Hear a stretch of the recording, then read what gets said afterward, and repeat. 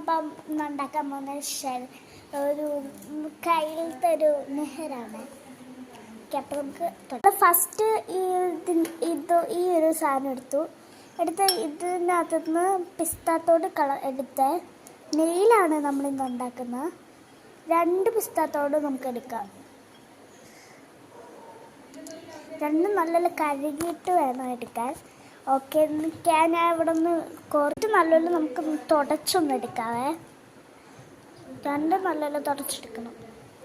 Okay, തുടച്ച് കഴിഞ്ഞു.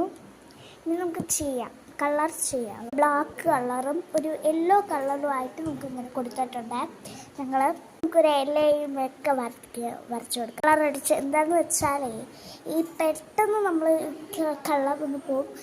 വീഡിയോയിലായതുകൊണ്ടാണ് കാണാൻ പറ്റാത്തത്. ഇത് നല്ല കളറായിട്ടുണ്ട്, ബ്ലാക്ക്. ഞാൻ നിങ്ങൾക്ക് ഫോട്ടോ വയ്ക്കാവേ. 1 2 3